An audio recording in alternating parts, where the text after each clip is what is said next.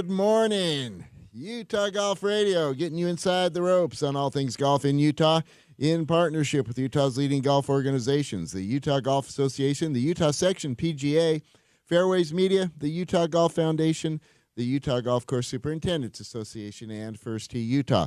I am Paul Pugmire, your host and president of First Tee Utah. I am sitting across the desk here in person, beautiful downtown studios of ESPN 700. We are in the mothership on this cold winter December morning, and I'm looking at Jan Brownstein, our co-host. Jan, good morning. Good morning. We just were talking about how cold it is. I'm cold, Jan. It's not even 30 degrees, but I will say this. I played golf last week, and it was 30 degrees. Okay. However, it was no wind and sunny. How come they let you out on their grass when it was 30 degrees? We walked. It was pleasant That's and not, wonderful. But still. It was sunny, okay. and we didn't get out till like 11:15 because of frost, Right. but Yeah. it was incredible. Where was this? Meadowbrook. Nice. Mm-hmm. Okay. We are joined also today by one of our faves, Ultimate fave. the 694-time repeating Utah Section PGA Women's Player of the Year, Haley Sturgeon. Haley, good morning. Good morning. You're laughing. I love it. You change your number every time. It's my favorite. It's the best. I've gone from like 3-time to a 52-time now to a 600 and something time. 694. Well, Can we do 6 times infinity? Yeah, no, it's just my granddaughter's birthday was this week. I do the same thing with her, talking to her about her age. She's actually 9, which I know. Have you put it into days for her? No, but You I should. but I talk to her just ridiculous numbers. She thinks it's funny too. But the point here is, Haley, that you just repeat. Yes, You're like shampoo. Oh, my gosh. Rinse and repeat. The greatest marketing strategy ever, because really, once you wash your hair, it's washed, right? Yep. But what do they say? Rinse and again. repeat. Rinse and repeat. So we'll sell you twice as much because you'll use twice as much. Okay, we just found your nickname, Haley. Rinse and repeat. Rinse and repeat. I love it. She's That's shampoo, it. Haley. Rinse and repeat. Haley, shampoo Haley. And I love when we have Haley on because people who listen to the show who we know, they get so excited. They're like, you had Haley on. We love hearing Haley. So the listeners of this show love hearing Haley Sturgeon. Yeah. They Thank love to hear from Yeah, you. and we love having you on, Haley, and you're good at this, which I appreciate. Thank you. I love being on. Well, thank you. But I'll tell you, actually, you do something else that I like more. I like watching you play golf. Mm-hmm. That's actually my favorite. I mean, I like doing this with you. I like sharing the mic. I like having you on the show. But I like watching you play. Thanks. And you've had an incredible year. I mean, this is your post-baby year. I mean, you have a lot to brag about. I mean, other than Jack. Yeah. I mean, he's my pride and joy. Yeah, he is, but it really was an incredible year, and I really made it a goal that I am going to make an incredible year. I'm not going to let Jack hold me back, and I'm just going to take him along and show him that, you can have your cake and eat it too. And that's exactly what you did. I mean, you performed this year as though you hadn't just had a baby, that you had been grinding this entire time. I mean, you were grinding with Jack inside, but your display of athleticism this year was just incredible. And knowing that you did that just having a baby just elevates what we think of you. Thank you so much. And the athleticism, absolutely, and just the straight up golf skill, but also there's an element to this that I wanted to learn more about, and that is your fitness. Mm-hmm. Because we know two things, right? We know that before you were pregnant, before you had a child, you were this monster fitness performer. And gave us a couple of years ago one of my favorite quotes ever from this radio show, where we were talking about how you were spanking up on the guys in the Utah PGA, and hitting it past them and whatnot. A couple of guys were kind of grousing under their breath about it, and your reaction was, Get in the gym. Get in the gym. Yep, hit the gym. Yep. And you had standing to say that because What do you do, Haley? You get in the gym. You get in the gym. Yes. And we know this, and we've talked about your fitness regime, which is strenuous, and it shows. So that's one thing we know. We also know, or at least I have secondhand knowledge from other people who actually do know, other people like you and Jan and my wonderful wife Brooke and my mother and other people, that pregnancy is really hard and child delivery is really hard on a body. Mm-hmm. Yes. How did you went into it very fit, there's a good foundation, but how was it for you getting back to high-level golf fitness, getting back to being able to perform, which clearly you did, but tell us how you did that. I'm still kind of working on it. It's time management, and for me, that's the hardest part is you go to work all day, and then you come home, and you still need, like 30 minutes to an hour to do a workout, but then you look at your baby, and you're like, I've been away from you all day, so now I want to spend time with you. Yeah. And so I've kind of struggled on that end, but honestly, it's just short workouts. I'm just trying to limit the time and get the most out of it.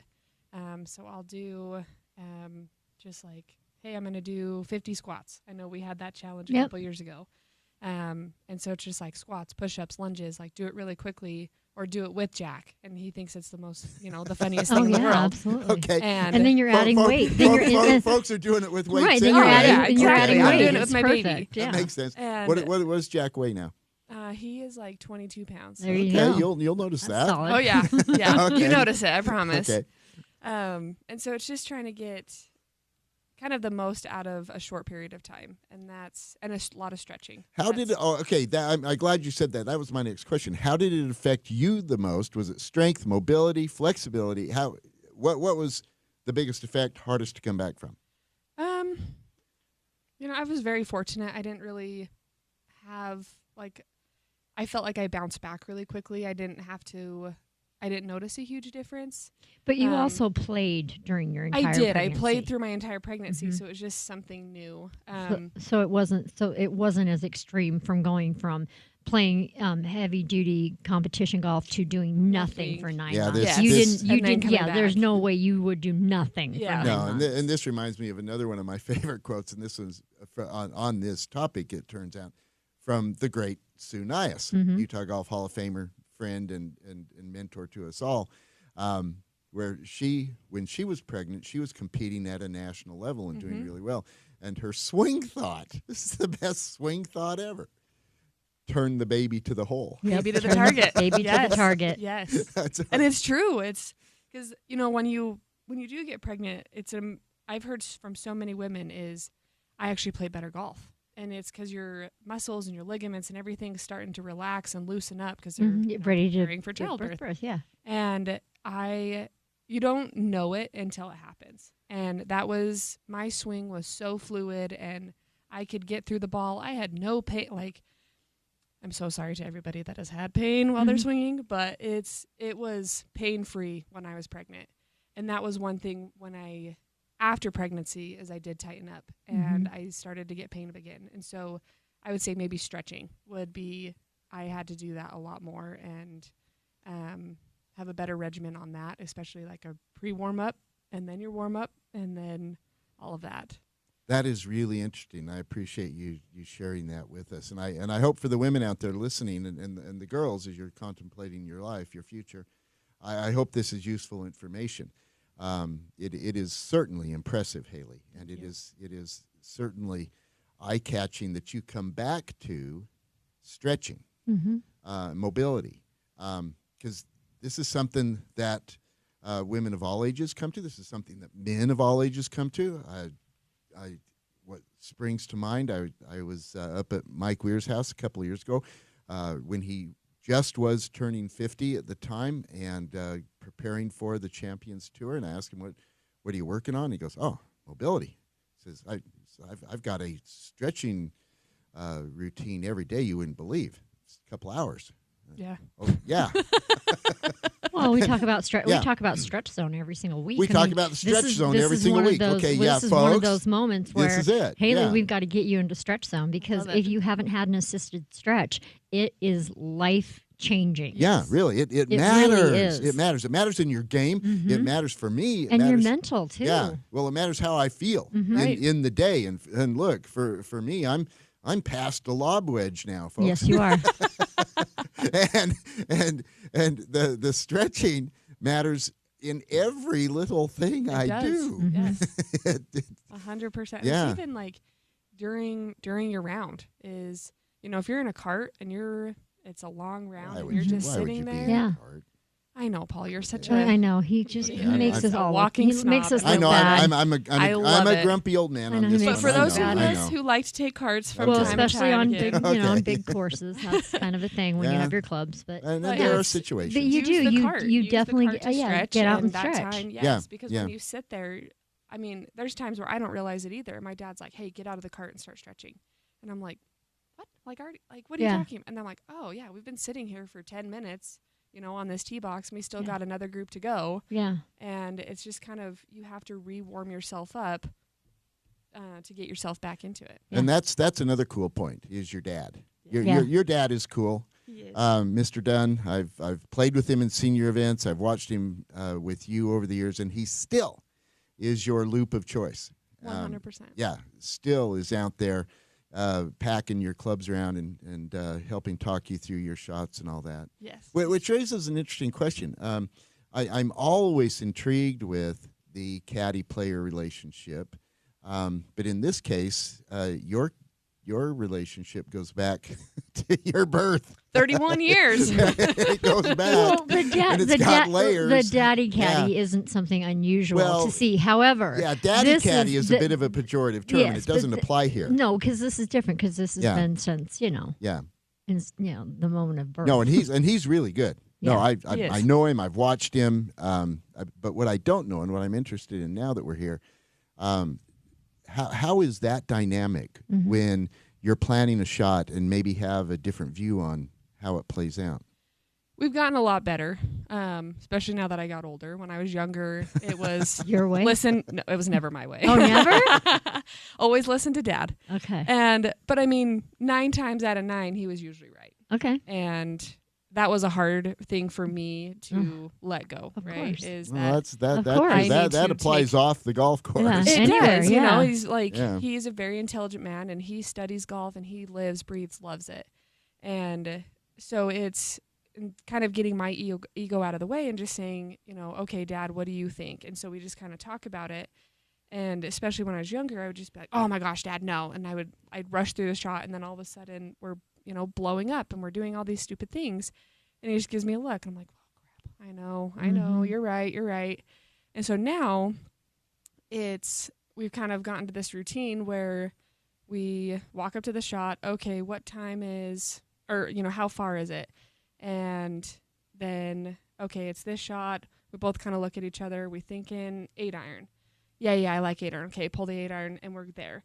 And so it's just like a small talk. And if there is a disagreement between shots, he, now that I'm older, he lets me take the lead because he's like, your game. He's like, I know you, really well, but ultimately it needs to be what you're comfortable with. Yeah, you're confident. Because there has been times where he's been like, no, you need to hit this shot. I promise you. And then but you're maybe not I'm a hitting it little with the spiteful. confidence. Yeah. Well, and at And- this point, Yeah. you are the 694-time repeating right. player So of it's the like, year. Yeah. Don't tell me And- what to do. Yeah, and then it's kind of the ego, right? Your ego gets in the Yeah. way. And then after, when I think about it, I'm like, I probably should have listened to him. Or we Mhm. could have had more of a conversation and I could have explained, hey, this is why I want to hit this shot because Mhm. of this, this, and this. So that way he's on board and he's confident because I tell him too, I'm like, I can feel him. I can tell when he's nervous on a shot for me, and I can tell when he's confident on a shot for me. And I tell him this, and he's like, no. And I'm like, well, were you nervous on that shot? And he's like, well, a little. I'm like, see, I can feel you. So we need to 100% be confident. And the last few years we've gotten into this groove that it's just I can't even think of a term it runs so smooth. It's working. It's working really well. Who's pulling yardage, getting situational information, or We both do. do it together? Yes, because there's been times, mostly on me. He's done it a couple of times where we've shot the wrong thing and then we've airmailed or we've been super short or something happened.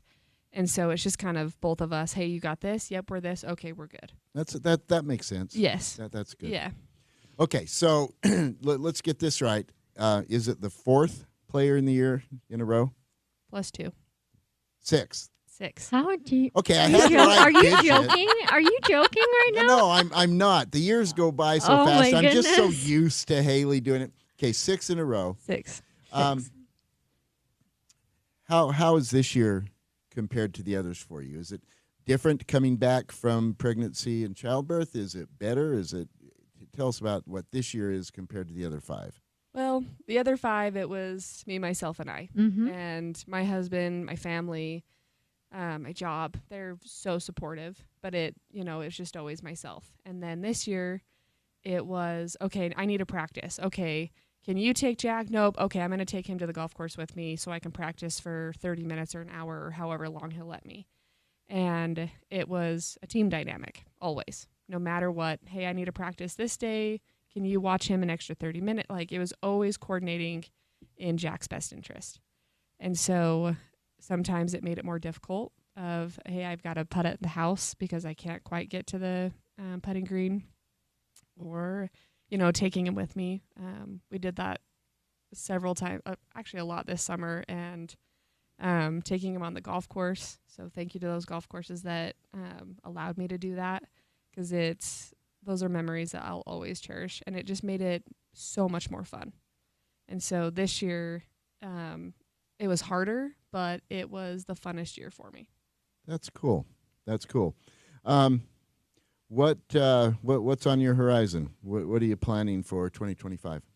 So I'm actually doing, it's called the Next Tour, which Yeah. is on TrackMan. Mm-hmm. So I played in the PGA Professional Open that they had, and I planned on playing a practice round, and then I got hit with sickness, so I had to quickly get my round in.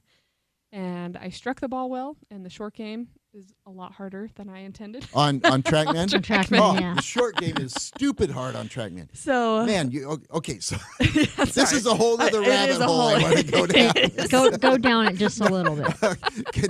We need to go do some other things, but can we spend about 2 minutes? Yes. How are you deciphering short chip shots, pitch shots on TrackMan? Help me here. I mean, I try to think about it the same as I'm on the course, and the hard part is like I feel like I can't control the spin, or you hit the ball into a screen and then you're not sure what it's going to do, and so I'm just trying to think about it the same as I would on the golf course so I can stay consistent there. And for the most part, it worked out. And there was a couple of times where I hit it and I knew I kind of had a little too much juice, but it felt like it went way further than it would on a normal golf course. Yeah. But Are you picking a spot on the screen to chip it to? So it would be actually what you're on picking. the green. No, yeah. on the screen. No. So what you're picking is a shot conceptually in the air, a mid-flight shot. Nope. Okay, I've actually been trying a shot on the screen. A spot on the screen, and but mixed results. But I'm I look struggling at it through for this. aim, but Okay. I'll be honest, Paul, I probably close my eyes half the time at impact, and I'm working on it to try and keep my eyes open. Going full bore, Sergio. Just a thought on that. Yeah. We'll give Next Level Golf a plug really quick. But something that they have with their simulators is they have different turfs or different ground, so that you have the option to do a chip shot out of what would simulate rough and simulate sand as well. Right. And so I wonder if something like that would help. I don't think they have TrackMan. I'm not sure if they do or not. But something like that, I wonder if you could get a pad that gives you different textures. It might. Just a thought. Yeah, I mean, because we've played that Next Level, Yeah, and I really liked it. it's It was really awesome. cool. Yeah. But I don't know. I don't know if it would for your mental, maybe Yeah, make it maybe easier not, that yeah. way. So but you participated in the PGA Professional Open, Yes. and that how did that go? I had 3 bogeys, 3 double bogeys, and 6 birdies. Oh my goodness. So what is that? What? Okay. It's plus 3. Okay. Yeah, I know. Give me the but math. Give me did the you math. make a par?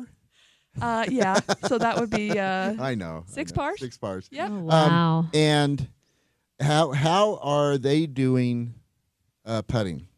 So they give you it's like 7.9 feet of gimme. Mm-hmm. Oh, okay. And So they then- just they So there set is a it. This gimme This circle. is the Yeah. way I play it too. Yep. Is a gimme circle. Yeah. And that's a really small gimme circle once I you're know on there. ours is 15. So Oh no. Oh. I normally set it at 8 or 9. yeah, we do ours. You're You're hardcore, doing Paul. 7.9. Yeah. Yeah, it's like no, it's 7.9. hard. It's Yeah, hard. it It's- is. It was a lot harder because when I've played on TrackMan, I would just normally do like tour putting, so we wouldn't even worry about it. We just kind of let the computer decide, and it made it more fun when you're playing with buddies. But for this, it was let's find, try and get yourself as close as possible, and then just get it into the circle. And I think that was a mental mistake too of not focusing on trying to get it to the hole. It was just get it in the circle and let it stay. And that's kind of where, some of those bogeys and those double bogeys happen. So some guy named Daniel Wazinski won this thing at minus 963 Yep. He did What- it yesterday, that the was last day. yesterday. Oh, What? wow. So you've got, and I'm seeing this. There's a window. Not everybody's not Yeah. playing together. No, so you have a window. You have about a window. week. You get to play it, and there's prize money and all Yeah. that other stuff. It's a really cool system. Mike Manning with TrackMan, he told me about it. Okay. And has been, hey, you need to do this, been really supportive on it. And so this is the year that I was like, you know what, I'm going to finally do it. So I did the PGA professional one, got an idea of what it was about. And I was like, this would actually be really fun. So I signed up for season 3. So I'm set to play, I think it starts next week. Yeah, the next one is next week. And Yeah. here you are. You're. Oh, there's even film of you here on their website. That's kind of cool. Lovely. Yeah. Yeah, you The have to next one record is yourself. At and- Liberty National, Yeah. you're playing next. Yep. Okay. So far, there's 504 players of 1,000 that Yep. they're. Have you already signed up for this? I did. Okay. Yes. All right. This will be fun. We need to start following this more closely. I've been kind of vaguely aware of it, but Yeah. we'll pay attention to it It's now. it's fun. That's cool. Yeah. Okay, so Jan, this is something we need now to pay attention to Yes. for our UPod Yes, we update. will. And we need ourselves a little UPod update.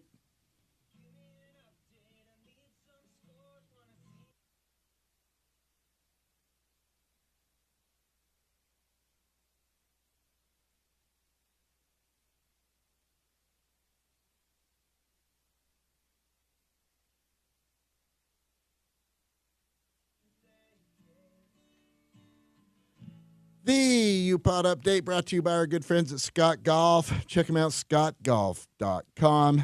It's golf without limits. Scott clubs are just so sweet. I know. I They're a love them. Utah product made in Payson, and just I love. We always talk about love we my talk about club. the clubs, but let's talk the wedge. Well, let's actually do But that after this. later in the show because Oh, we're Scott gonna- Peterson we will are gonna be have Scott joining on us. us. Scott will be on later in the show. Okay, so the only UPod update and we have to talk there's about. no scores this week, No, and but yet, big boy, news. howdy, we've got something to talk about. How did it start? Big, yeah. There was There's a rumor. there was an internet frenzy about Was it- Tony Finau going to live. And But it it- started because, I'm getting to your question, it started because he withdrew from The the hero. hero. And just withdrew. Right. Was kind of quiet about it. And of course, and at that point, everybody starts looking at the bottom of their teacup and they think they know what's going on. But it turns out that sometimes tea leaves are just soggy. And tea leaves. that was the case here. but there was Tony's other not going intrigue. to live. No, That- no, yeah, 100%. that's the bottom line. But go Right. ahead. Yeah, well, there was the TikToks and Okay, from that was Tony's fun. wife and things like that. So there was all this, almost innuendo, but not at the same time. It was almost fuel. Okay, Elena is so cool. All right. is. Oh my goodness, she Well, is just amazing. like one of the most likable people I've Yes. ever come across. Yes. And she does some really fun, clever stuff sometimes. And this week she hit it out the park. Mm-hmm. She lip synced a Miley Cyrus song about not wanting more drama in her life. And then in the song, you guys probably know the song, somebody walks in, hello, drama. And so she does this TikTok video, puts up a screen about rumors of Tony going to live, and then she lip syncs, I don't need no more drama. And then it cuts to Tony walking in, and she goes, hello, drama. And anyway, it was one of these tickler teasy things, but go Elena. It was that was really well done. Clickbait, yeah, total clickbait. Yeah, yeah. But you know what though? You want to see what she has to say because she's so clever and she's so much fun, and we love her. Yeah. So of course we want to see. And then look at what she did. She blew up the internet. But here's the thing: Tony has had some ongoing regressive mileage issues developing in his knee. And he reached a point where the doctor says, look, you're not going to be able to therapy and work out to get past this. We got to go in. And so he had a knee surgery to clean up some ligament fragments that were free floating in his knee and to just do some maintenance on his knee. And the doctor, he thought, he was hoping he'd be able to play in the Hero, and the doctor said no. So he withdrew. And now you might be thinking, well, what about the Grant Thornton with Nelly Korda next week? As of the most recent thing that Tony said publicly, he and the doctor are 50-50 on that. It'll be a game-time decision. So fingers crossed, not only because I want to see Tony and Nelly play together, for crying out loud, but for Tony's health. Right. Keep our fingers crossed. Well, he has a whole season to and do that it. is the next point. Hero challenge versus the rest of your year. Yeah, exactly. And the one thing he has said definitively is, look, come the first week of January, I know I'll be healthy. I'll know my recovery will be complete. I will be at the Century in Maui. And so he just says straight up, I will be at the Century. I love my life on the PGA Tour. I'm not looking for drama. And this whole drama thing, there's a theme as we look at Tony's comments on the topic of LIV, because he has been rumored about LIV more than once. We in conversations with his father, Kalepi, things that Elena has said, things that his team have said at Wasserman. I think for Tony, what it really comes down to is he's got a good life and he doesn't want drama. Right. And when you go to LIV, I mean, you look at everybody who's made that move, the one constant through it all, well, there's two. One is money. The other constant through it all is drama. Yes. And Tony has enough money, apparently, has a lot. I do know that. And doesn't want the drama. Right. He has a good life on the PGA Tour, and he's staying on the PGA Tour. So, UPOT update, Tony's going to still be a UPOT on the PGA Tour. So, good stuff there. We're happy about that. We are happy about that. All right. We got to throw some love to our Zions Bank Player of the Week. This is another UPOT thing. This is kind of fun. Player of the Week, presented by Fairways Magazine, is Connor Howe. Okay, I've been saying this for a few years, and it's working itself out. Connor Howe is the one to keep your eye on in terms of getting himself onto the PGA Tour. Connor finished T7 in Stage 2 of the Tour Q School. He shot a minus 10 on rounds of minus 10, 278 on rounds of 69, 70, 68, and 71. His T7 puts him comfortably inside the cut line. He will move on to the PGA Tour Q School Finals, which will be played in Florida next week in the Jacksonville area. Next week, the top 5 will get PGA Tour cards.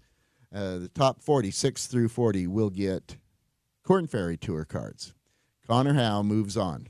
Which is incredible. Yeah, I know. It is. It is. Q School is so hard. And so for him to be T7, making him putting himself in that position and being comfortable, that is it is so incredible. Oh, and he was so nails in how he did it, because he did have a little gag coming in on 13 or 14. He makes a triple bogey, 7 on a par 4, and puts himself on the cut line, and then plays the last 5 holes, I think it was, in -1, making pars coming down the stretch. He bounced back from the triple with a birdie, and gets himself 2 shots inside the line, T7. The top 15 moved on, and as it happens, Our next guest on the show after the break will be Kurt Craigthorpe, and we will go into some depth on this and talk all about the Q School. I'm so glad you're here, Haley, because you know it like nobody else.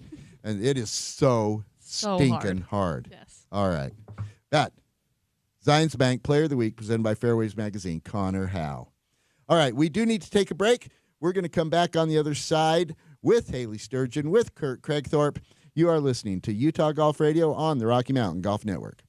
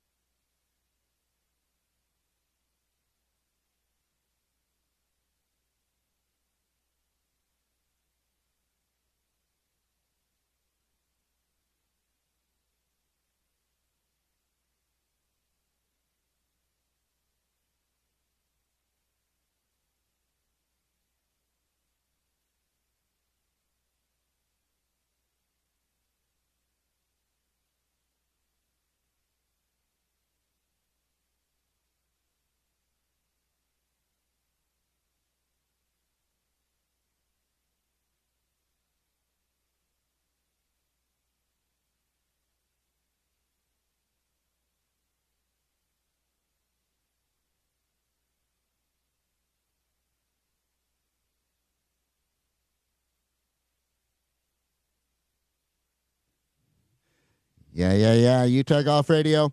Coming back at you from the beautiful downtown studios of ESPN 700, getting you inside the ropes on all things golf in Utah, in partnership with Utah's leading golf organizations, the Utah Golf Association, the Utah Section PGA, Fairways Media, the Utah Golf Foundation, the Utah Golf Course Superintendents Association, the Utah Junior Golf Association, and First Tee Utah.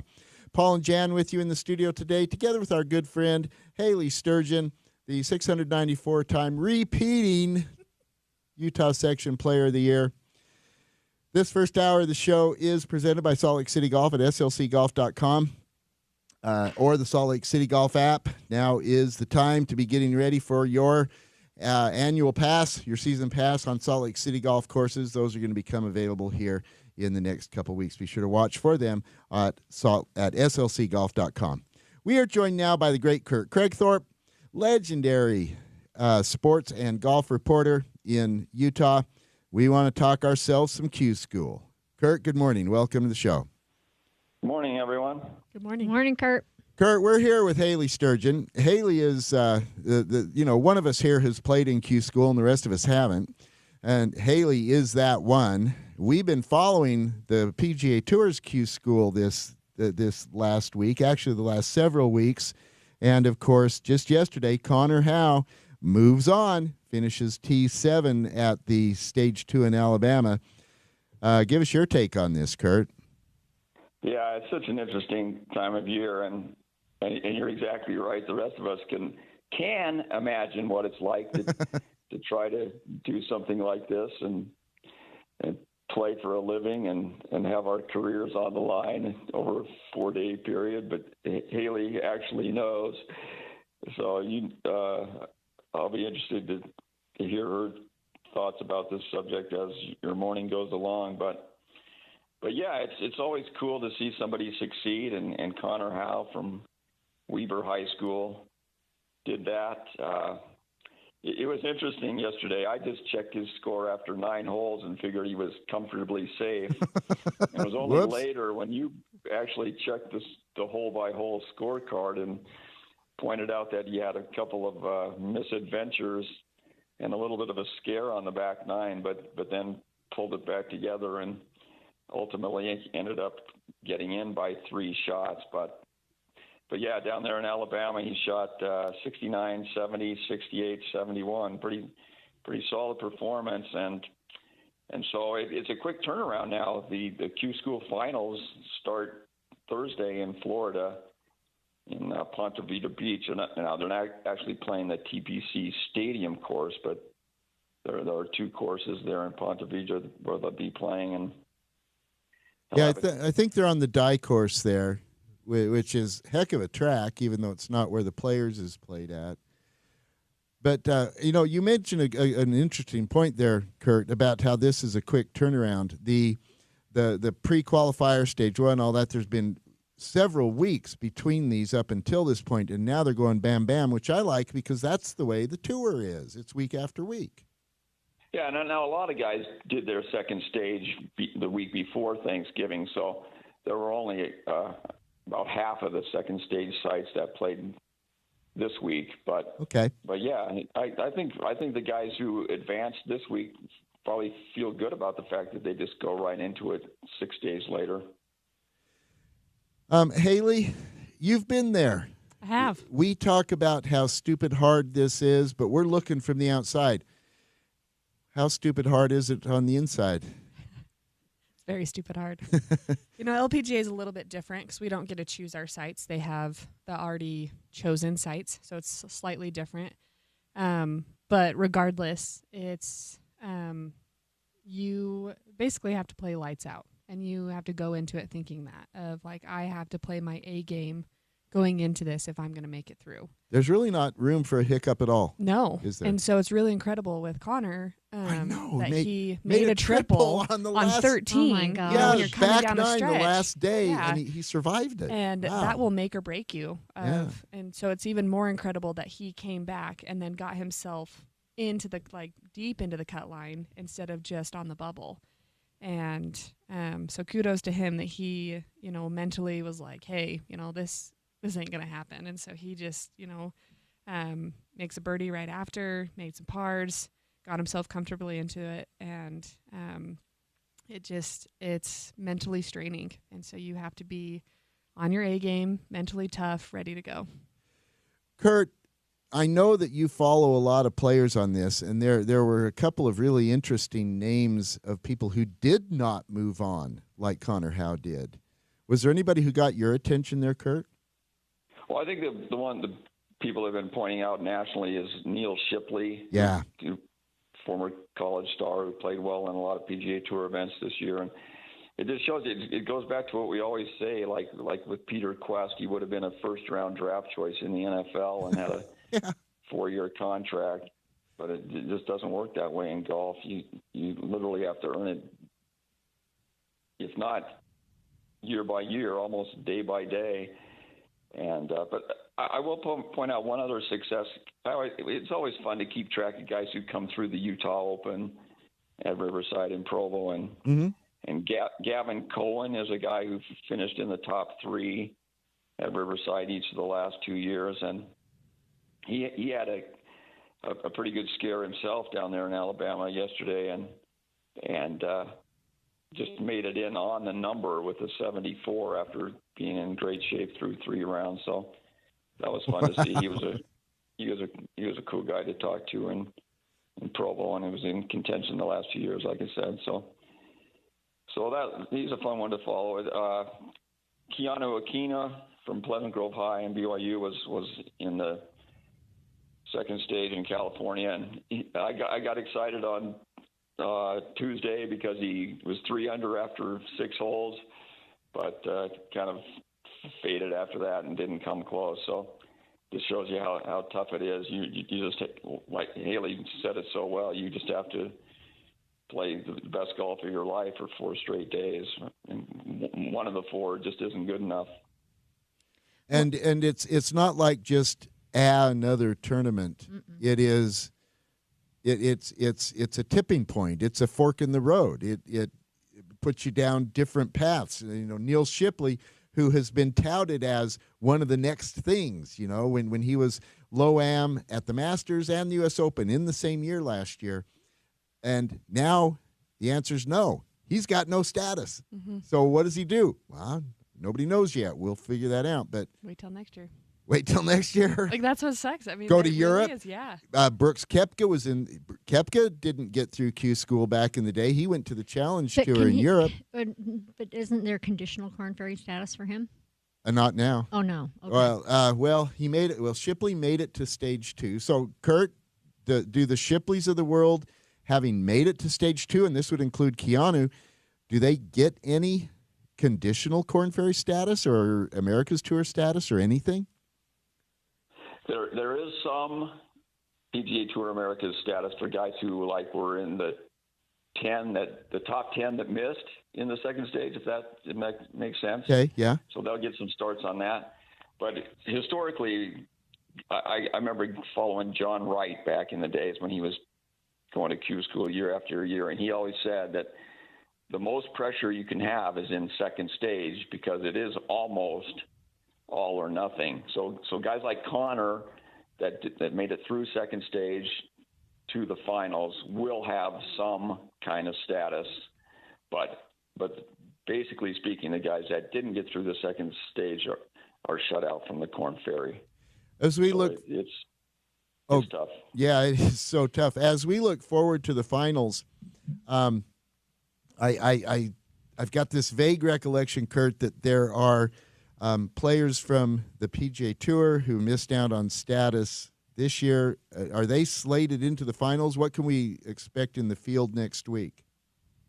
Yeah, the guys that finished between 126 and 200, there's room for the top 40 of those guys who choose to play in the finals. So I think we're all assuming that Zach Blair will take a shot at that because there are now 5 PGA Tour cards plus ties available in the finals, which there haven't been the last few years. It's just been strictly Corn Ferry. So there should be 40 guys theoretically that played the PGA Tour last year, and then you've got the guys who finished 31 to 60 on the Corn Ferry. So that's basically the core of the field plus all the guys that made it through second stage. So I'm not sure the exact number, but with the two courses, it should be somewhere in the 180 player range, I would think.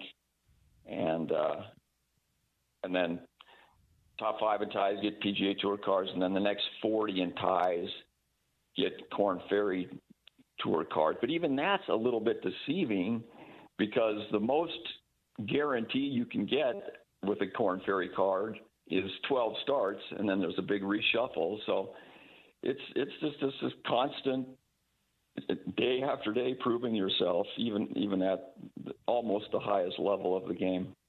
Yeah, say, look at what it takes to get in, but it's like, is it harder to get in or is it harder to stay? But it is harder to stay because you have to play the best golf ever for the rest of your life. Yeah, and it's not just to get through Q school. Once you get through Q school, you now have to play everybody that you've been, admiring to play with. And we've talked about this with Zach Blair, finishing number 126, essentially one hole. And we can point to exactly where it was. Mm-hmm. It was number 9 on Sunday at Black Desert. Where he made a quad, a 9 on number 9. He makes a double bogey on that hole, and it changes everything. Mm-hmm. It is astonishing. What's even more amazing, we talked about this last week. I don't think I'll ever really get over this one, Kurt, that Zach finished number 126 twice. Back-to-back years. No, not back-to-back years. No, they're 4 years apart. But twice. The very fact that one player, anybody, let alone somebody we know, could do that is statistically, it's virtually impossible, and yet here it is. It's real. So hard. Yeah, it is just amazing. It is. I want to hear. Hey, Haley, you made an interesting point about Connor Howe's mental performance coming back from the triple in that moment. Back 9, 4th round. You've been inside the ropes on this. What does it take? What is it like when you make a triple and you know that there's no margin? Why doesn't your body just shut down at that point? You have to have a short-term memory, and that's what it sounds like Connor had. I made a triple. We're gonna restart. See how low we can go from here. So Ted Lasso goldfish. Pretty much. Okay. Because if you hold on to that, especially under that pressure, you're done. Yeah. And I can attest to that. That was my second round at Q school. We've talked about this. Yeah. I wasn't playing bad, but nothing was going right for me, and I could not shake it. And it just kept going and going and just going. like a snowball rolling and so downhill. Now that third round, I'm like, holy crap! I've got to wait. Now I have to play seriously the best round of my life to get deep in there so I can make the cut. You're playing fantasy golf, pretty much. And it's so incredible, and that's why I love golf. It is so hard, and you don't like when you're playing for fun. It's the easiest time, like the easiest game, and you're having the best time.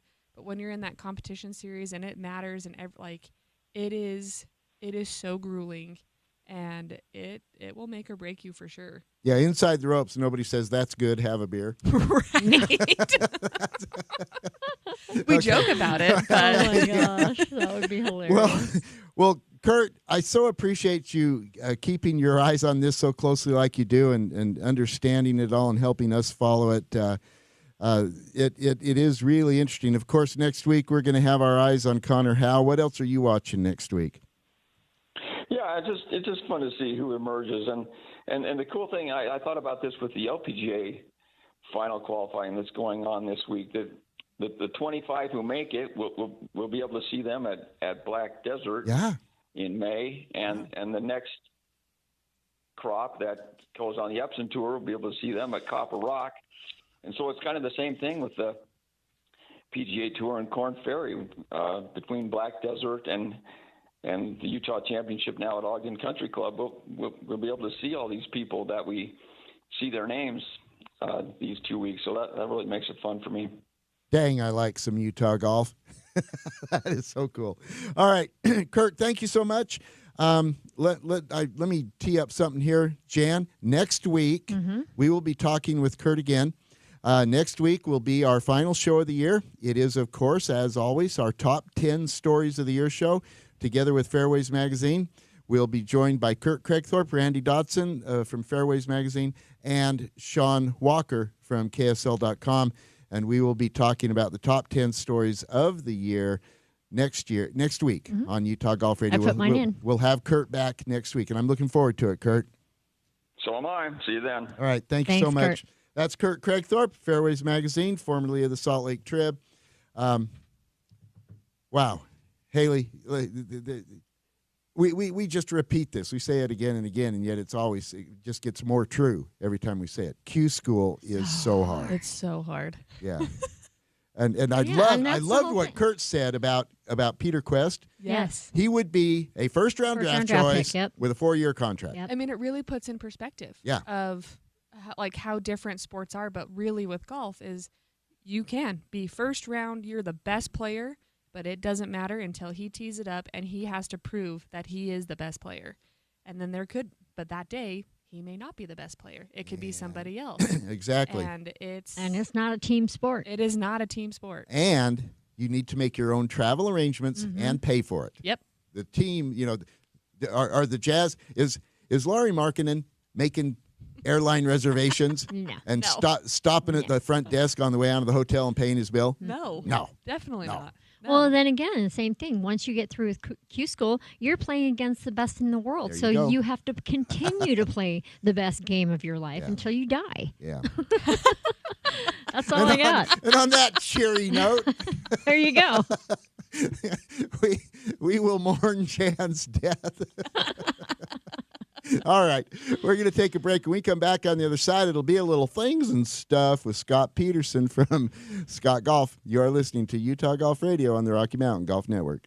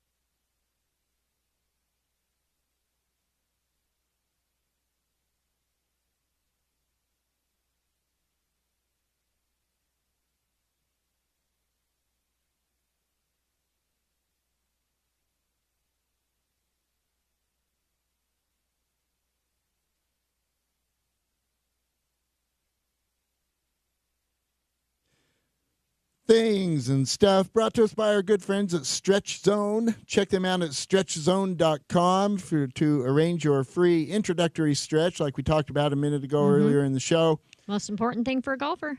Get some stretching in. Stay limber. Haley, limber. what is it you learned going through pregnancy, coming back out of pregnancy? What's the most important thing? Stretch. Okay. I call it being bendy. I'm very bendy. You're bendy. I'm bendy. Okay. So, yeah, bendy. All right. This first hour of the show is presented by Salt Lake City Golf. Check them out at slcgolf.com. That's where you can go to get your season pass for next year. We know you want one. That's where you go get it. Before we move on in this segment, we need to thank Haley Sturgeon for being with us today. Haley needs to move on. You got things and stuff today, I got right? things and stuff today. Yeah, all right. Haley, thank you so much. And tell us what tomorrow is. It's Jack's first birthday. Jack Yay. turns 1 mañana. Yes. Happy birthday, What are you Jack. going to do? Are you doing anything big? Oh, yeah. It's Jack's hole in one. What? Exactly. I love it. Yes. I'll send pictures. Okay, please do. No, he's been texting me with some presents that he wants. Do you Oh, want me yeah. to send you the list? Oh, I've got the list. Okay. All right. Okay. Very Good to know. Thank you for joining us, Haley. We know you've Thank got to you. go. Yes, we love having duty you. calls, but we really appreciate you being with us this morning. Thank you for having me. Of course.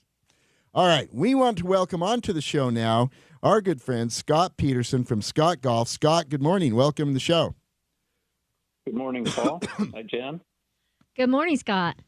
Scott, How are you? oh, We're good. We're super happy we're talking to you right now. Yeah, we no wanna kidding, talk right? We want to talk about some clubs, irons, I wedges. I love my Scott club so much, and look, I've had a lot of golf Yes, clubs you over my have. life, and I've still got several you do. sets in the basement. Yes, you do. But I've got one set in my bag. I've got one set of gamers, and that's my Scotts. Scott, you've had a pretty good year this past year. What tell us what's been going on for you? So, yeah, we've had a really good year. We've been really busy, adding a couple of new redesigned irons coming up next year. Ooh, do tell. That's going to be pretty neat. Yeah, I don't have I can't show you because I don't have video with you, but What's new? it's going to be cool. It's going to be a lot of fun. Will this be a new line of irons that will go with your current line?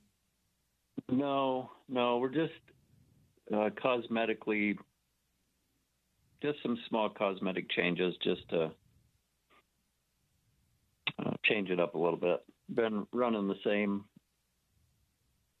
SG2s, SG3s for 4 years. Yeah, and I've got the SG2s, which I just love these things. Sweetest feeling clubs I've hit. Will you be making changes to the SG2? Yes. Yes, I am. Okay. Will they be? Is this a total redesign? You mentioned No. cosmetics. What can we be looking for?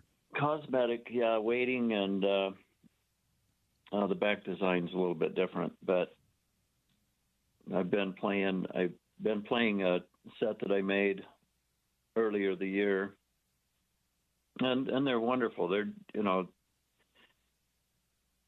same performance, same feel as the previous model. A little bit thinner sole. Okay.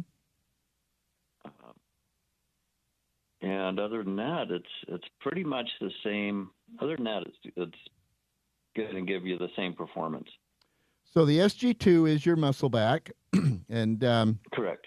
and that's like I say, the one I'm playing. I know from talking to a lot of other people that your SG3 blades are very popular. They are art. They are the most beautiful stinking clubs. Holy cow, they're pretty. Will you be making any changes to the SG3 blades? I'm playing with it. Yes. You can't help yourself, They're can you? They're so pretty. They're, like you said, I love them. They're clean. They're sleek, and so I don't want to change that. So if I do, I've got some that I'm redoing right now, just to see what kind of reaction I'm going to get. Okay, interesting. Okay. I'll be interested to learn more about that.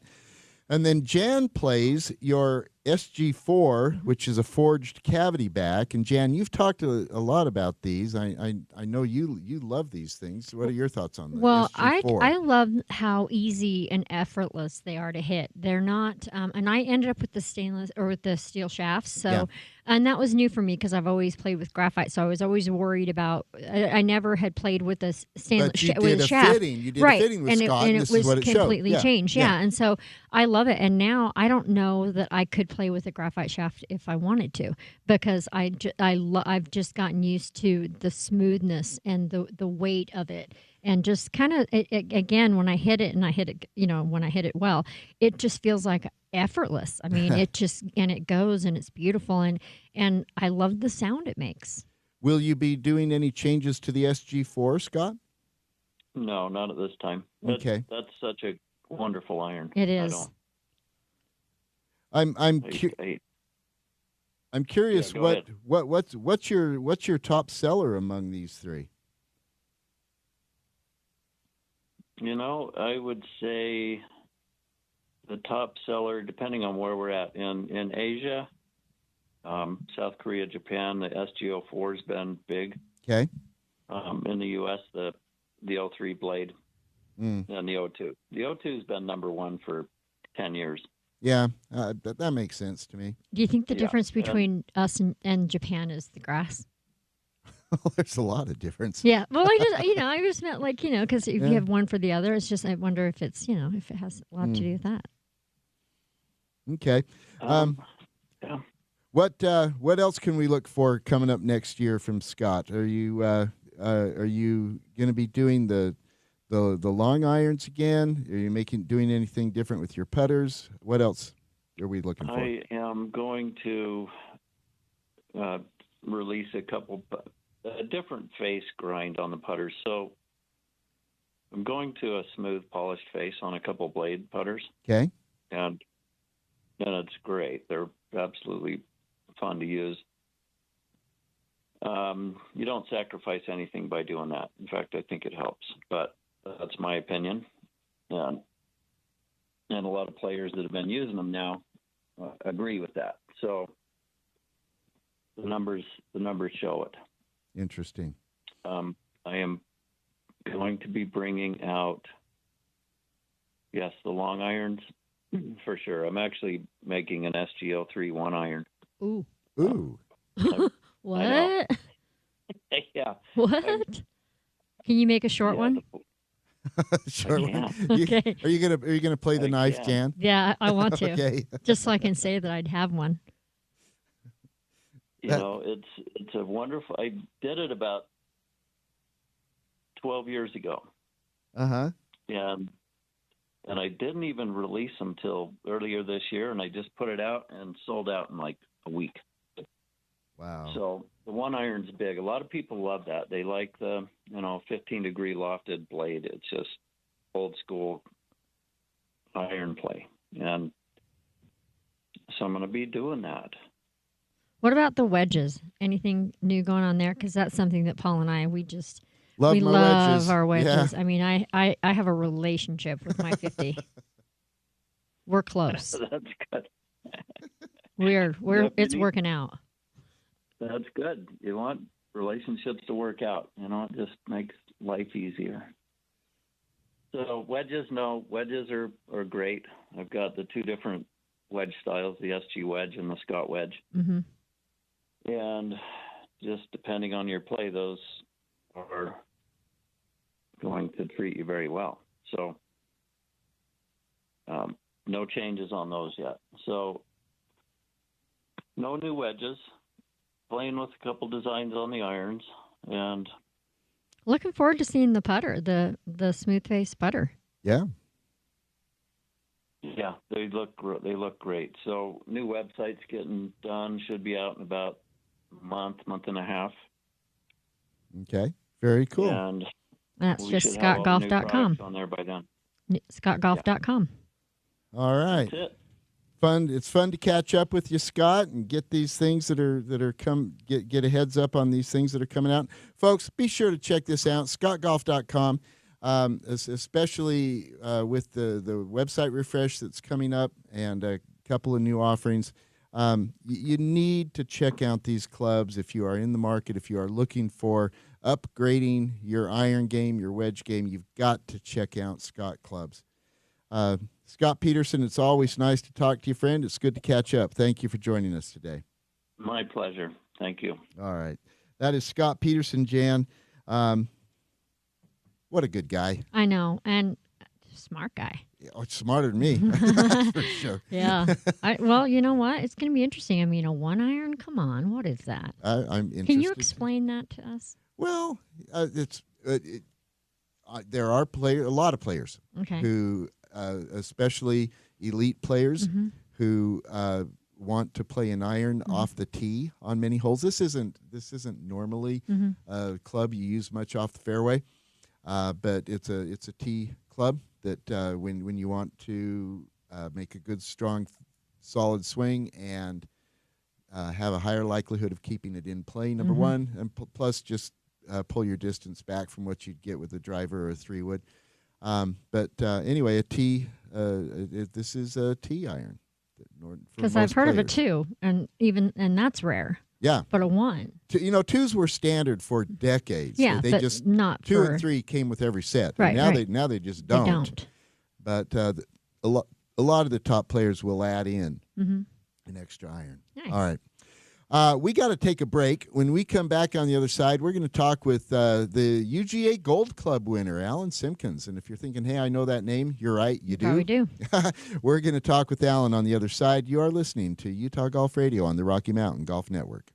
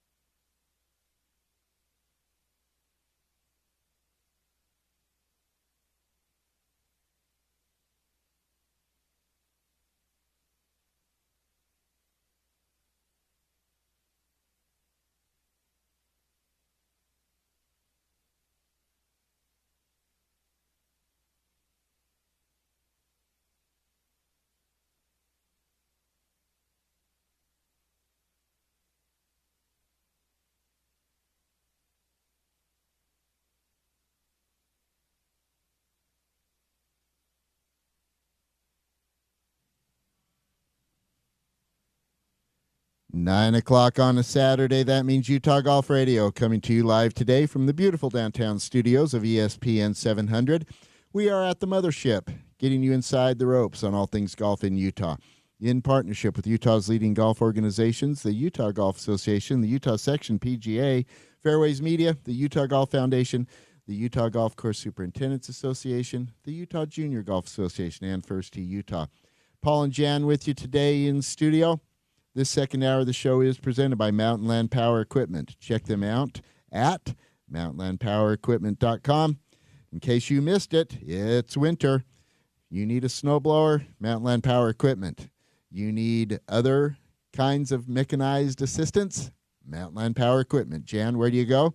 mountainlandpowerequipment.com. That would be the place. And you know what? They also have a fundraising thing going on right now for ice melt. So if you do a fundraiser for your scouts or for any kind of organization, give them a call at Mountain Land. I lost my mind. Power Equipment, and they have a special on snow melt specifically for charity. Nice. We are joined now by Alan Simpkins, the UGA Gold Club Award winner for 2024. Alan, good morning. Welcome to the show. Good morning. Good morning, Paul and Jan. We sure appreciate you being with us today, Alan. Alan, the Gold Club is the highest honor given by the Utah Golf Association. And the folks who get this award can be summed up, I think, in just one quick, easy phrase. Y'all make a difference. And boy, howdy, we look at your career, the arc, the decades of your service to the game of golf in Utah. You have made a difference, sir, and we are grateful. Well, thank you very much. I'm grateful for the opportunity to talk to you about Utah golf. We do love it. Some Utah golf, don't we? Yes. I'm looking at the list of awardees for the Gold Club Award, and I have virtually a personal relationship with everybody back to 1993. Holy cow! With Mark Passy. You know, that doesn't surprise me, but it's still very impressive. And Alan, you're one of these guys who is always there. A successful tournament player. You're a heck of a good player. As a matter of fact, let's just talk about this for a minute. I asked you a question yesterday as we were talking. I'm going to ask you again. How many times have you shot your age? Well, I have no idea. I do have 13. I do have 13 holes in one, so that kind of tells you how much golf I play. Oh my goodness! I love that you don't know how many times you've shot your age. I've always loved the anecdotal test of a measure of are you good enough to move on to a national game in golf, and the question is that you don't know how many times you've shot 64. Well, I know exactly how many times I've shot 64, and I can tell you, I started shooting my age at age 64. Oh, how interesting is that? Okay, that was that. So, there's hope. Did you get it? So, 64 is a heck of young age to shoot your age, and of course that means you shot a 60 freaking 4 for crying out loud. Have you done it at each year along the way? Did you get 65, 66, etc.? Oh yes. Oh yes. Oh yes. My competitive golf career basically ended in 2016 when I was diagnosed with this rare blood cancer, and it's robbed me of my game, but I'm still playing. I will continue to play as long as I can put one foot in front of the other. I love that about you. You live now in Washington. Play mostly at Green Spring, right? Yes, we live just off of Fairway Drive. And play in the men's league there. Alan, you mentioned your illness. I was going to ask you, you sound good? How you doing? I'm doing fine. I'm upright, playing golf once a week in the Men's Association. Last week on Wednesday, I missed my age by one shot. Wow. I'll be 80 next summer, and then I'll go to the forward tees, and then maybe I can start shooting my age again. I have no doubt. In addition to your long and highly accomplished career as a player, You have served the game and served it well and made a significant contribution to the history, to the arc of Utah golf. When you were president of the UGA, you were at the switch when the UGA hired Thomas Pagel as the ED. Wow. Yes. Tell us about that.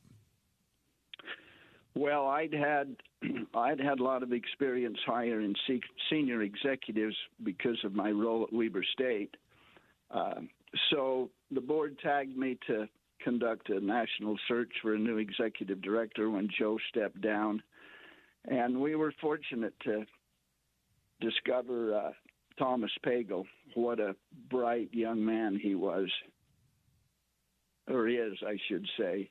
I remember when we hired him, I told the board when we hired him that we would be really lucky if we could keep him for 6 years, because I knew the USGA was looking at him. And, of course, we only had him for 3. Was this a sense you had that UGA had him in their vision, or did they tell you that? Well, Mark Passy had told me that they were looking at him. And, you know, when we interviewed him, we were blown away. I mean, this young man was brilliant and a fabulous administrator. He was an assistant over in Colorado under their executive director. And, yeah, he was being groomed for bigger and better things. Very nice. And that started a trend after Thomas Pagel, then Bill Walker. He moved on nationally. Then Jake Miller. He moved on nationally. And now, of course, Easton Folster, who is a Utah kid. He grew up here, but I think he's got national written on him too. Probably so. Yeah. You must be doing something right, because they say, you know, if you're doing something right, the people are always going to steal them from you. Yeah, no doubt. No doubt. Yeah. Well, you know, Thomas Pagel was very impressed with Utah golf when he was here, and he takes that to the USGA. And, of course, Mark Passy is there for years. Other Utahns have served with the USGA. So it's been on our radar, and now, you know, Utah is becoming recognized nationally as a major golf destination. You know, I had the chance to sit down with Thomas Pagel at the U.S. Open a couple of years ago, and one of the things he said to me was, "Hey, do you know Alan Simpkins?" He says, "Yeah, we all really we all know Alan," and it is. There's another element to you winning this Gold Club award that is fascinating to me. When I first heard that you won it, my initial reaction was, "Wait, hasn't he won it before?" I was surprised. Tell us what it means to you. Dropped out of sight. I'm sorry, go ahead. I say it kind of dropped out of sight when I was diagnosed with this blood cancer. Yeah. But I've always loved the UGA. I remember when I entered my first UGA tournament at the age of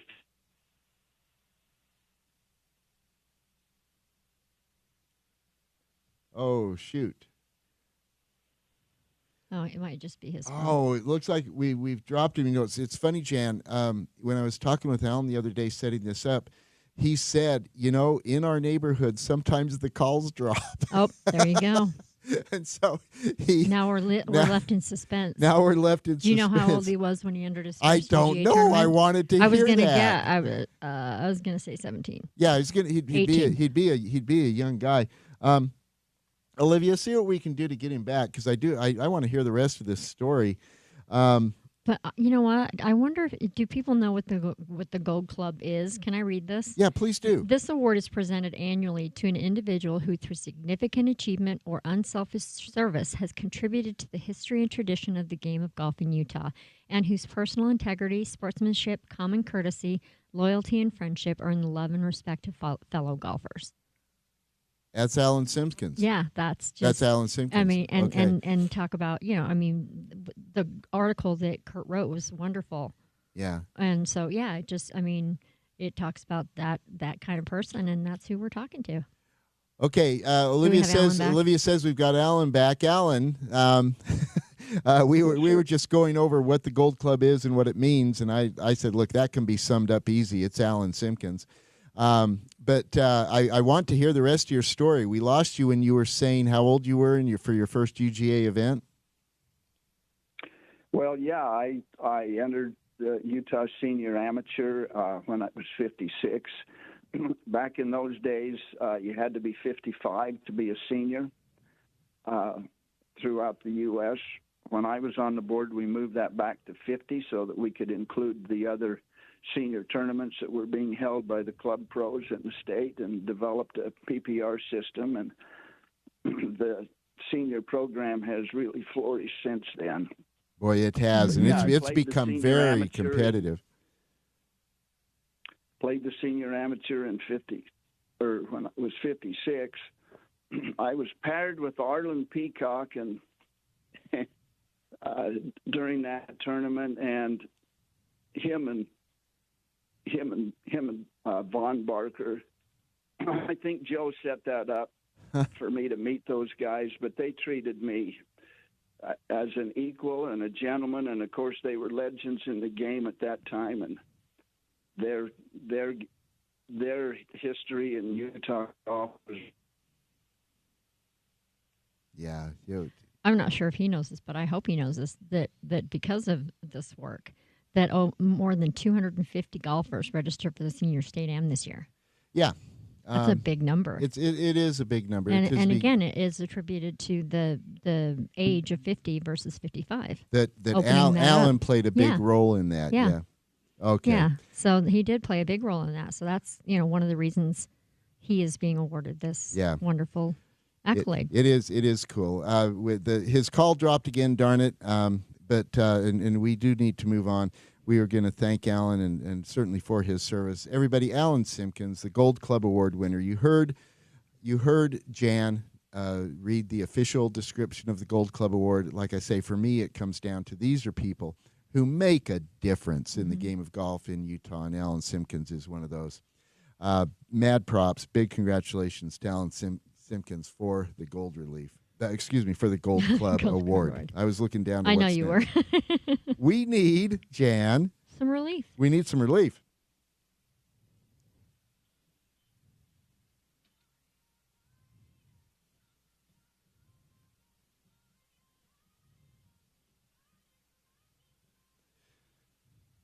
I need relief.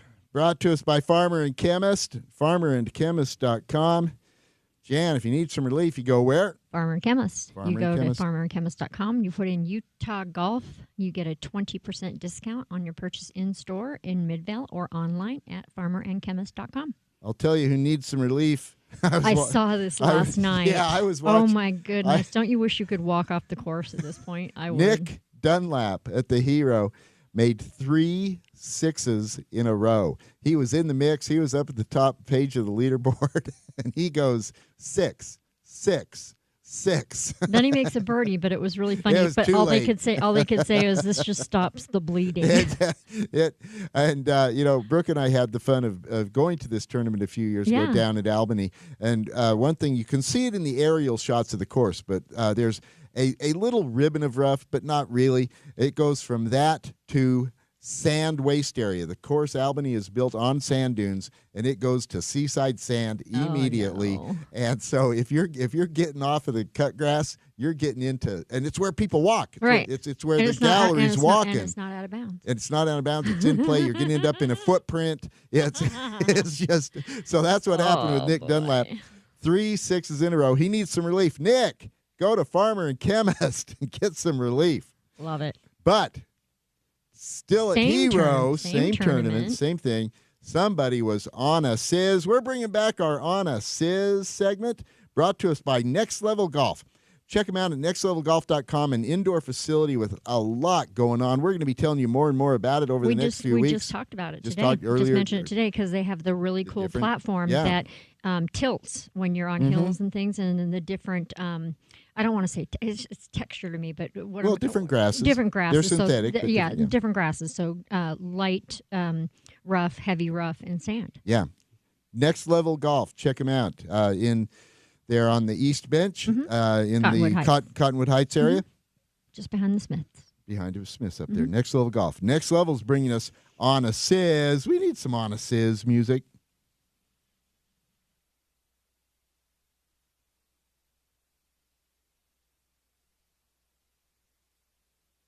On a Sizz by Next Level Golf at the same Hero Challenge. Well, like this Scotty Scheffler like we're surprised. on a Sizz. On the front nine yesterday, he shoots a 29, 7 birdies, 2 pars. Now, shooting 29 is a big deal. It is. Normally, when somebody shoots 29, there's going to be an eagle big, or two in there. No, he made 7 birdies, hole after hole after hole. Birdie, birdie, birdie. 7 birdies, shoots 29, and that gives him the lead going into Saturday. Yep. But they're chasing him. Everybody's chasing him.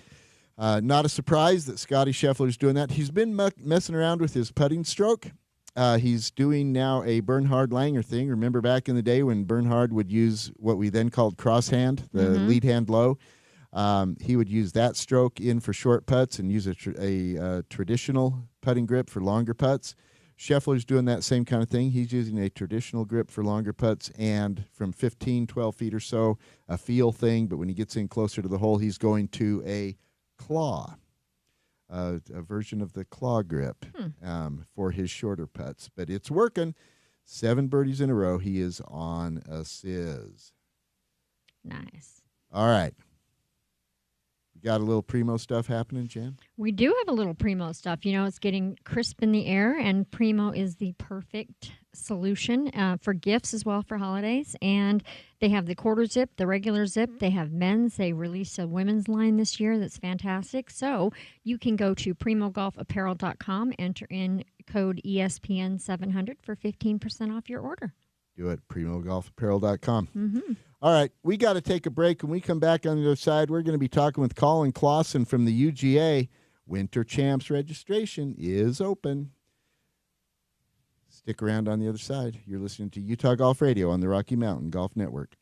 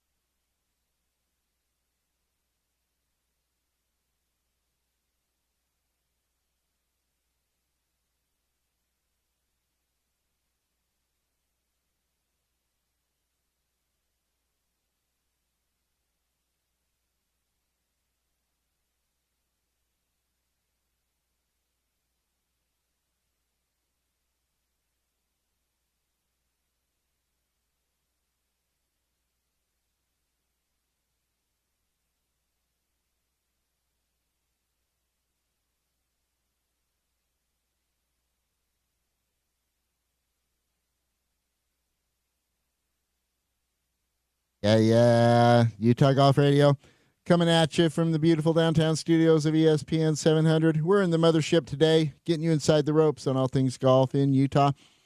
In partnership with Utah's leading golf organizations, the Utah Golf Association, Utah Section PGA, Fairways Media, the Utah Golf Foundation, the Utah Golf Course Superintendents Association, the Utah Junior Golf Association, and First Tee Utah.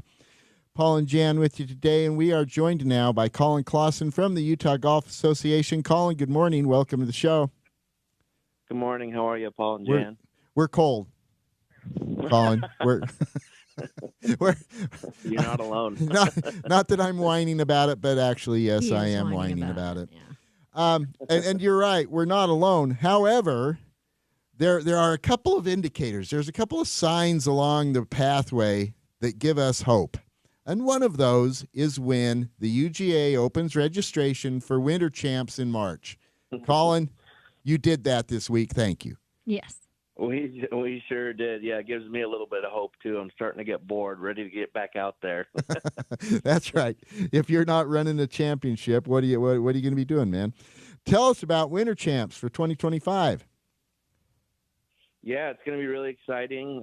As you probably know, Paul, this last year we altered the format just a teeny bit. I guess not the format, but the structure of it, where we separated the senior men and gave them a couple of their own days on Thursday and Friday. And we're going to continue with that model this year.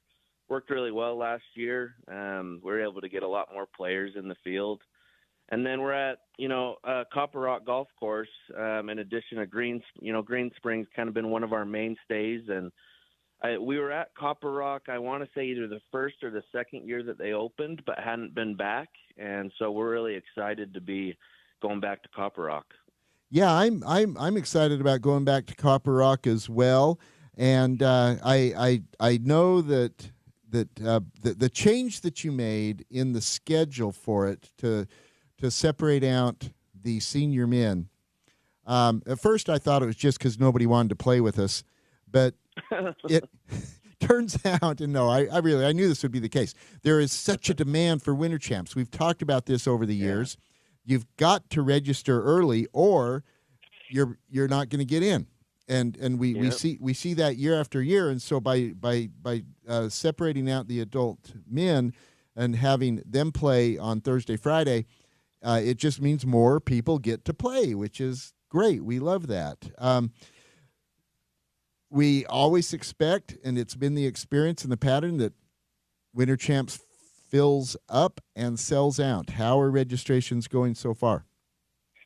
It seems like every year it fills faster, and I think it can't possibly fill faster this year. And then yesterday, I want to say our senior Winter Champs was completely full by 2 p.m. Wow. I think we have 20 people on the wait list right now.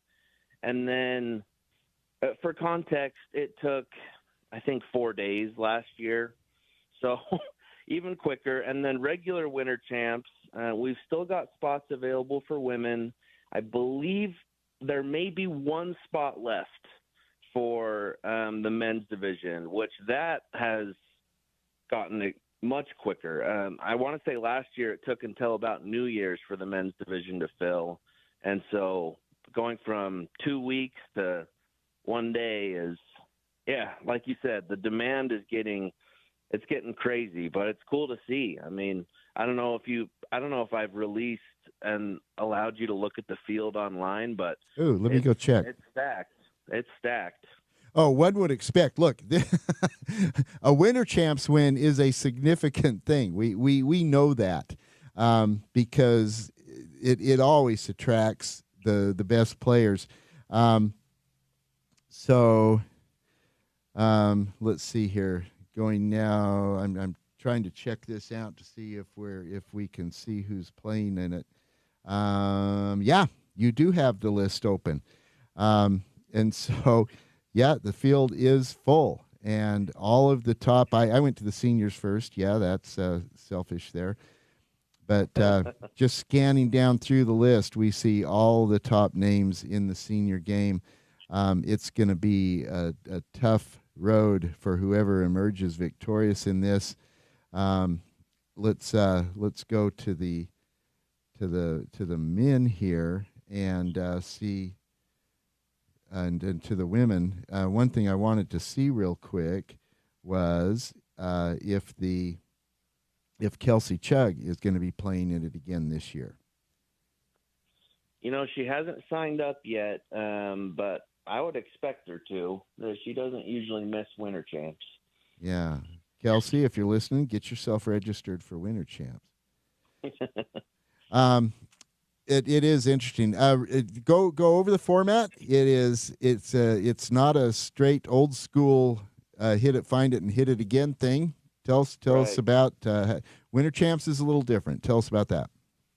Right. So it'll be a Stableford format. We do a modified Stableford, so it's not your traditional point system. But for those who don't know, Stableford, instead of just counting your strokes up, you get a certain amount of points for how you perform on the hole.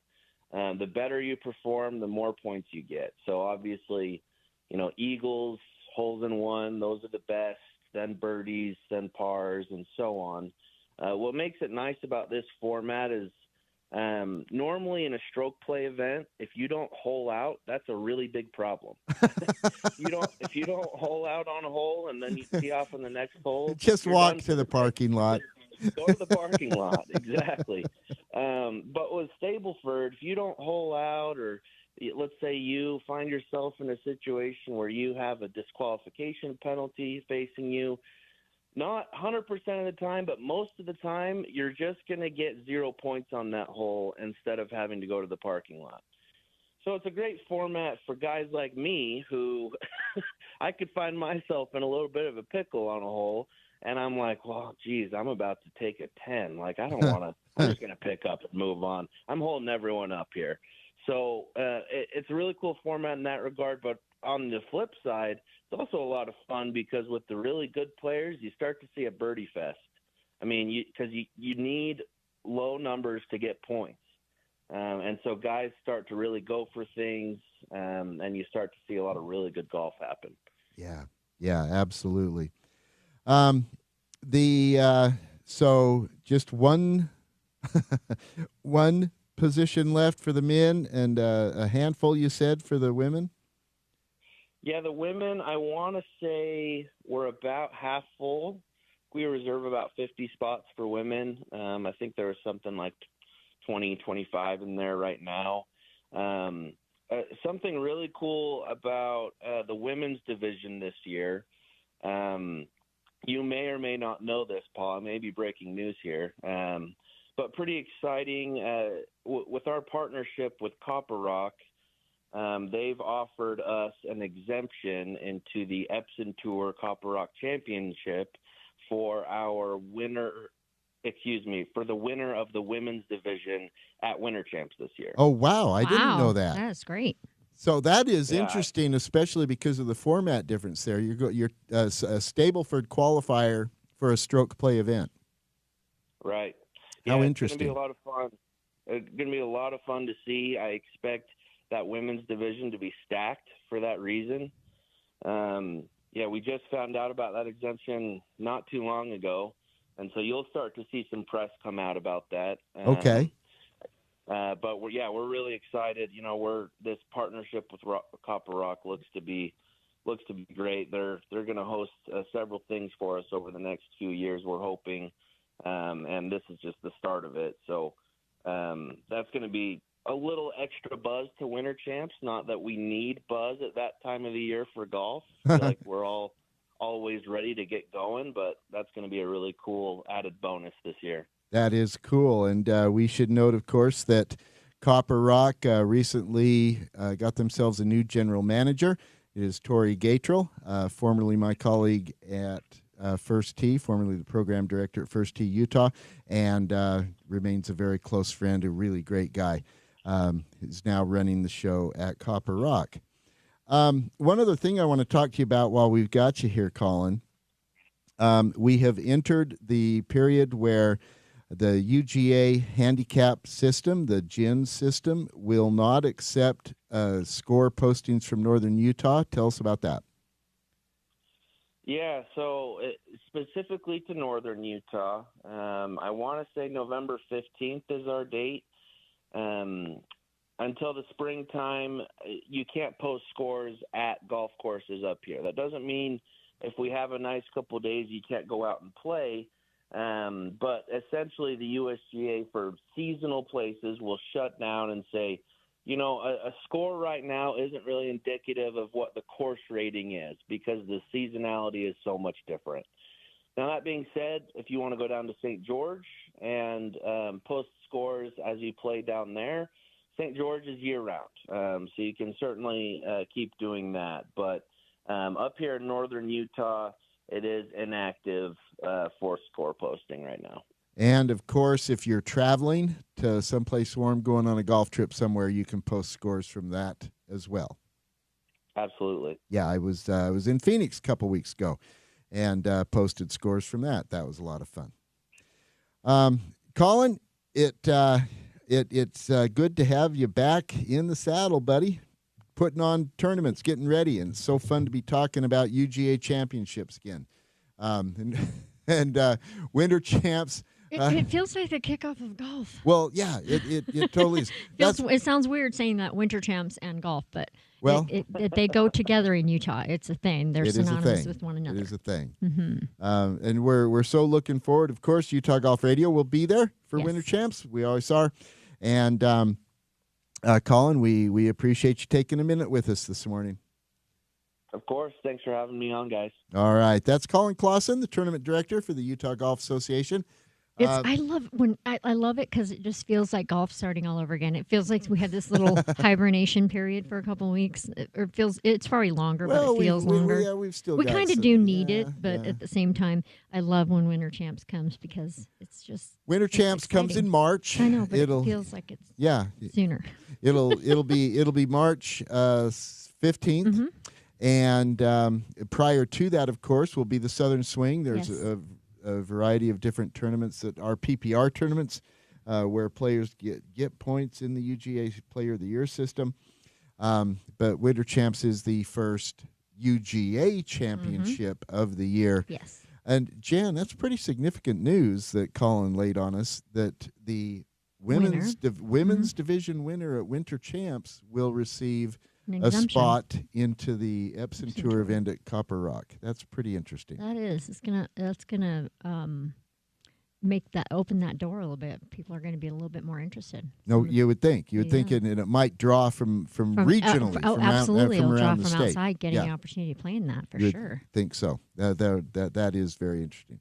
All right, holy cow! So. What's next? Paul, you know what's next? I do. It's the What's Next segment brought to us by our friends at the Utah Golf Association. Stick around. On the other side, we'll be talking about what's next in Utah golf. You are listening to Utah Golf Radio on the Rocky Mountain Golf Network.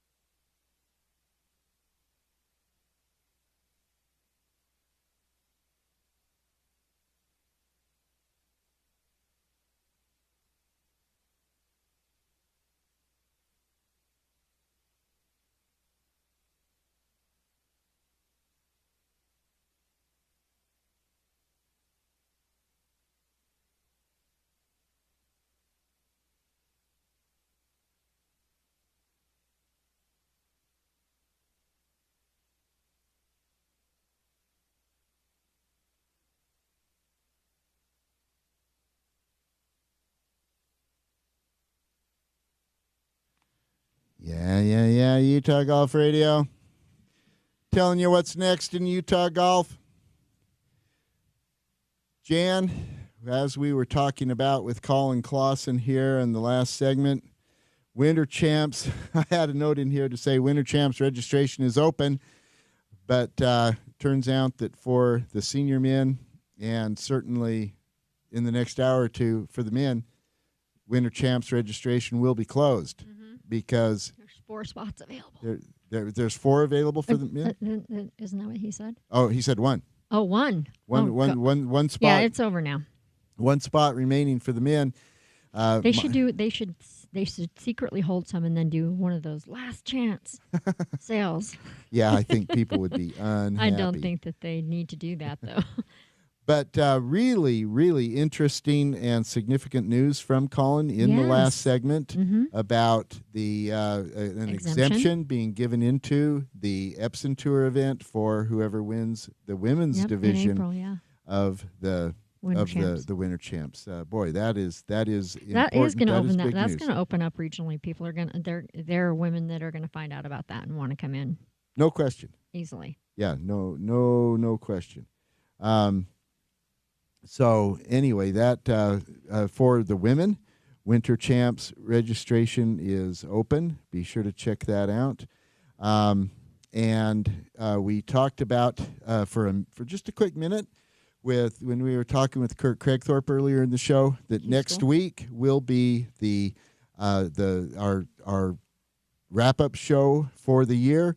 We will be doing our top 10 stories of the year. Be sure to listen to Utah Golf Radio next week. It is one of the best shows of the year, one of the most interesting things where we put a wrap and a bow on the top stories of the year. And this is a list that is put together by Randy Dodson at Fairways Magazine, where he polls and queries administrators and golf media from around the state with a list of, like 50 different potential we had stories. at least There's so many. 30 to look at. Yeah, there's so many.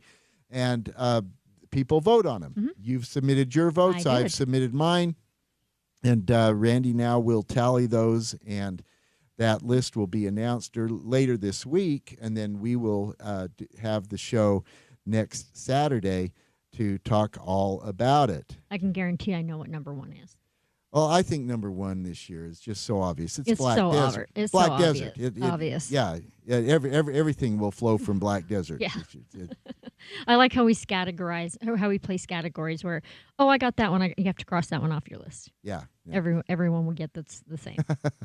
All right. And then in talking with Kurt Craigthorpe, of course, this next week will be the final stage of Q School for the PGA Tour, for both the PGA Tour and the Korn Ferry Tour. They do them together. But the big story there is that Weber High's Connor Howe, formerly of Georgia Tech, played his college golf at Georgia Tech. Connor has played his way into the finals, so that's coming up next week. Be sure to watch that. All right. We got to put a wrap on this, Jan. Thank you so much to everybody for listening today. Thank you for all our guests for joining us. On behalf of everybody involved today, this is Paul Pugmire saying, don't jab it like Jan. Jan Brownstein reminding you to chug it, don't pug it. Good advice. Replace your divots and fix your ball marks. This is Utah Golf Radio on the Rocky Mountain Golf Network.